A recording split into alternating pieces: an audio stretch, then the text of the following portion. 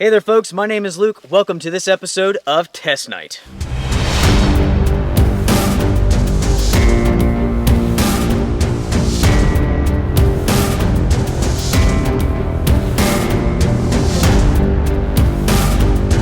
So what I have here is the ALPS Mountaineering Zephyr one-person tent. Now this was provided to me from campingsurvival.com. Thank you very much for your support, guys. I appreciate the T&E on this tent here. Now this is a very budget-friendly tent, and I'm excited to begin testing it out. And testing begins tonight. I'm sure you're familiar with the Test Night series, but if you're not, this is how it goes. First off, it is a nighttime setup test to see how easy it is. Then we will do an illumination test to see how much light seeps outside of the tent once it's set up and there's a light source inside. And then we will move on to the overnight testing. Now later on tonight, rain is coming in and they say it's going to be a number of inches. I'm not expecting any thunderstorms, but it should be a good soaking rain. Now, it just got done raining. It's been raining all day, so the conditions are perfect for setting up this tent here. With that being the case, let's go ahead and get to it. First off, very generous stuff sack here. I mean, it's very good size. In the morning, it will be very easy to roll this up and to stick it back inside of here. Now to start off, I am going to use this ground sheet, ground fly, whatever you want to call it, and that is to keep the tent clean more than anything. I'm not worried about the construction of this tent. The materials are good. This will offer the tent a layer of protection from the ground, sticks, rocks, and so on. But when it comes to cleaning up this tent tomorrow, this makes it super simple. It keeps the mud away and all that stuff.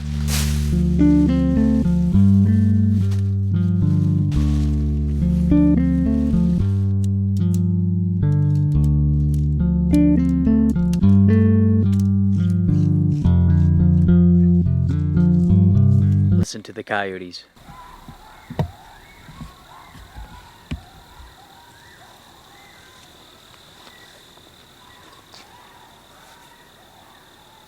Let's give them something to holler about.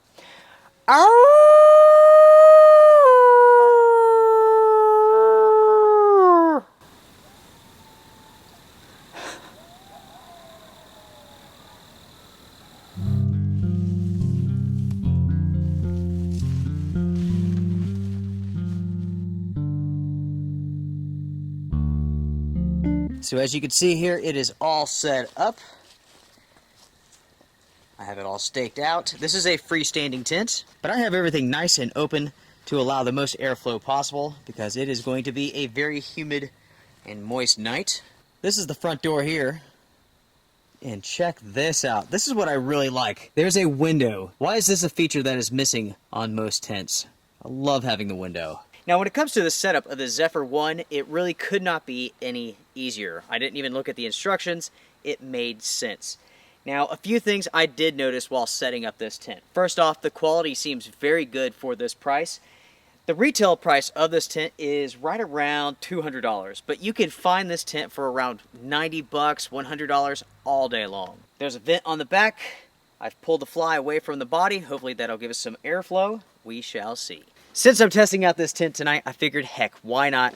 Let's test out this sleeping pad as well. This is legit Italian military surplus, and this thing is a monster.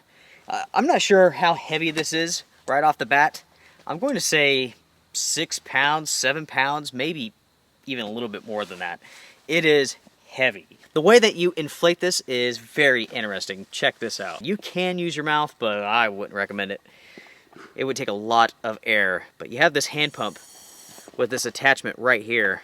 I mean, how crazy is that? So the tent has been set up. Now it's time for the illumination test. As you can see there, because of the orange fly, this thing is very pronounced when there's a light inside of it.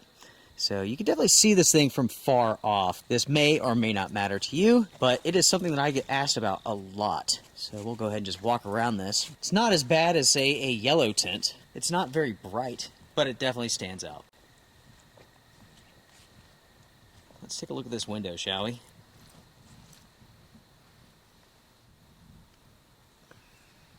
So inside of the tent now, nice and comfortable, still nice and dry.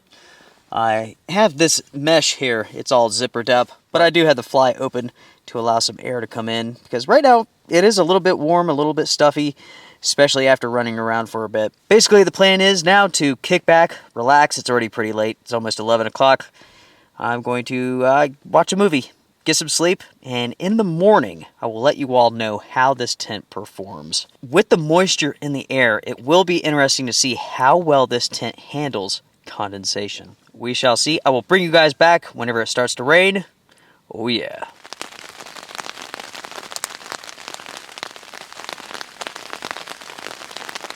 All right, everybody.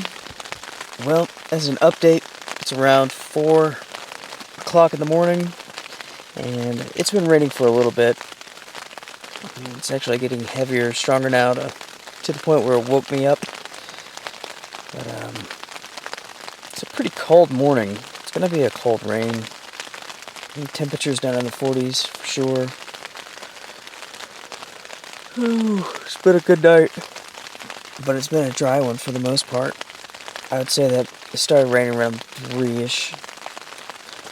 So, alright, let's see how this tent does handling the rain. Good morning, everybody. It is about 8:30, and it is lightly raining at the moment. Oh man. It was a pretty good night last night. Nothing crazy to report. It's been raining pretty good. I have to say that this tent has done really well.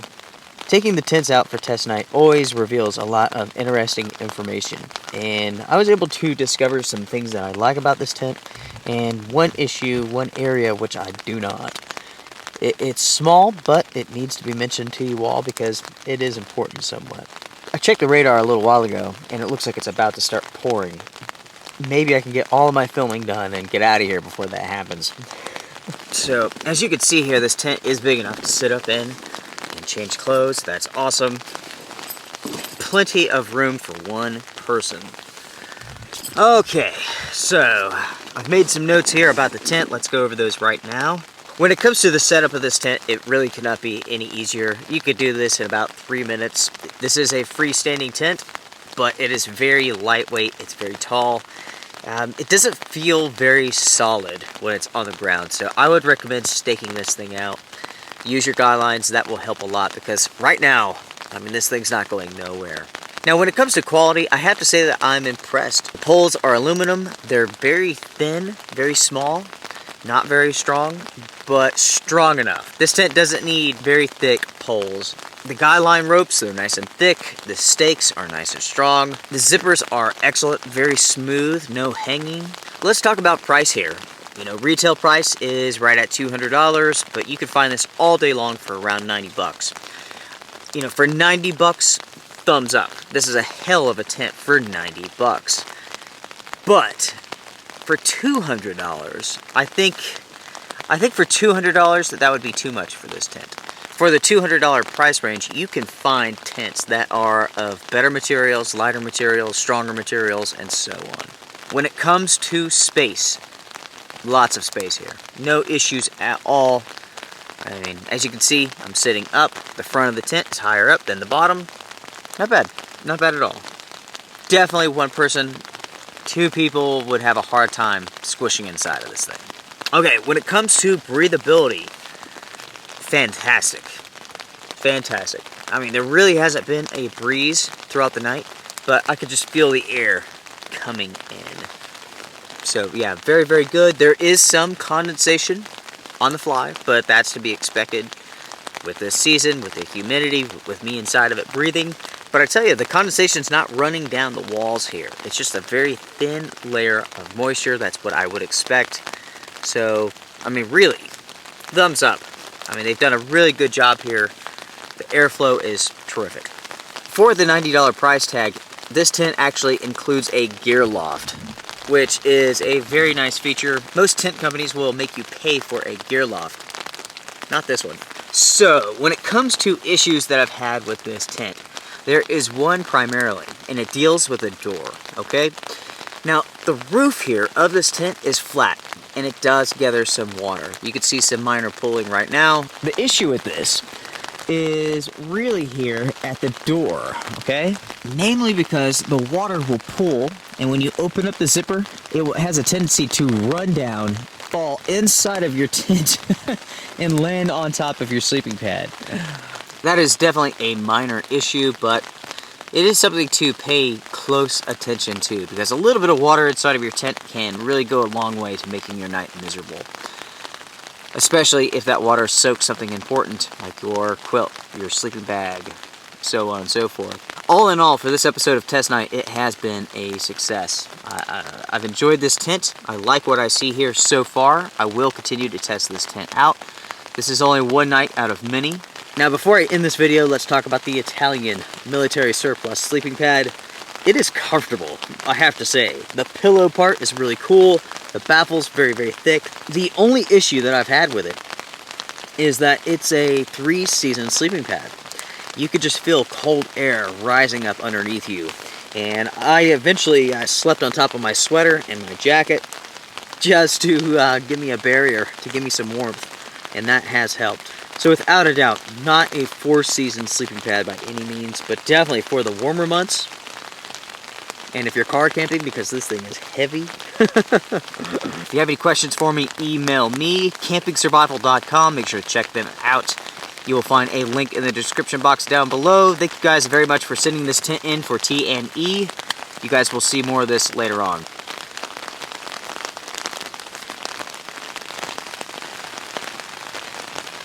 Along this seam, there is some leaking taking place. As I was about to break down the tent, call it quits, go home, the rain's picked up, and I have noticed some leaking beginning. There's a leak here in the corner next to the door, and there's a leak at the back of the tent. Now, the one at the door is very, very slow.